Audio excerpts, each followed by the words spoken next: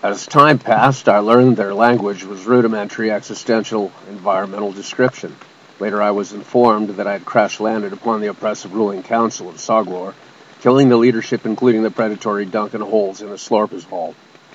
This planet full of leaderless slug citizens of an evident crud species was very grateful. The elder offered to forestall eating me if I preferred to exchange precious bodily fluids with a female phase hermaphroditic slug. I declined the honor and realized that I must soon walk away at a speed of more than half a mile an hour to escape further encirclement by the band of slimers.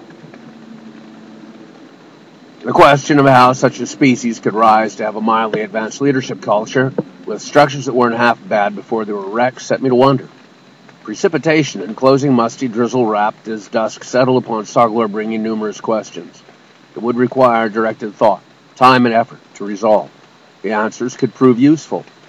It might be key to transport from this pit where humans seem to be a prey of trivial, insignificant, and persistent slugs. Soghlor's mysteries lay deep within the world at the edge of the star system's comfortable habitation zone. Like most decadent worlds, its semi-intelligent native life forms had fiddled with a global atmospheric heat-cooling thermostat through incompetent external industrial excretion of gases and depletion of climate cycle moderating resources that generally were alive.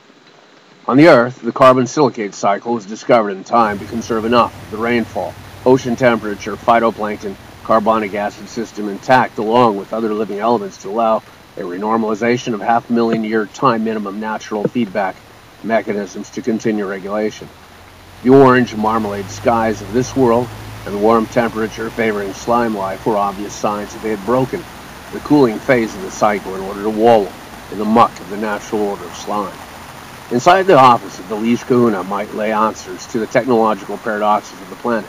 How did the superior sluggish ruling caste split off from the race of citizen slugs naturally and retain such a close Possamite language group association? Surely, this process must imply the existence of neo-genome intervention before neonate phase, with sprinklings even before conception of weak-on-form molding of scheduled DNA structures, in addition to completely arbitrary determinations of chemical compound group media. My knowledge of who might have the databases for that wicked industrial technology is limited to Universal Corporate and its evil empire of network affiliates. I struggled inward toward the core of the collapsed wreckage of the building that had been efficiently sapped to find a chaos of mess and death strewn about with body parts of supremacy slugs everywhere. There were unusually sophisticated bits of technology amidst piles of walls and ceiling fragments with implicit plastic conductors for power communications and heat. I first encountered such materials in Martian pygmy pioneering astronauts for colonists of dark side of the Montenegro of our history. These Soghlor supremacist corpses had been with the requirements by limited research for personal communication. Taking a few wires, I tested several segments and found no personally free circuits for individuals. From the Olduvai Gorge of Africa, millions of years ago, primitive ancestors of human beings discovered how to make stone tools and lash shards on their wooden handles. Eventually, they discovered how to make high-speed wireless internet to public libraries. For political reasons, these slime supremacists had not yet reached that level. Then it required hundreds of thousands of years of human evolution to achieve significant species differentiation and genomic specialization in sets best adapted for various topographical and climatological environments of the Earth is an historical fact. Though 20th century human beings began a process of exterminating human species differences and specializations through interbreeding, such hard-won changes away, it yet irks me quite a bit that the slug slime vermin might have benefited from accelerated unnatural evolutionary design changes provided by corporate neo-genome laboratories. On Earth, the human genomic sets were naturally evolved for environmental supremacy of humans to adapt to an environment geophysically.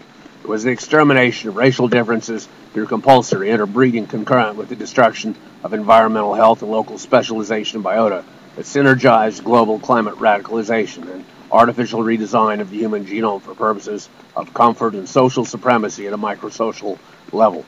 When humanity self-domesticated itself, breeding people like canine species voluntarily, the die was cast for the eventual ontological unraveling of the artificial human genome and the universally maladaptive human being event process.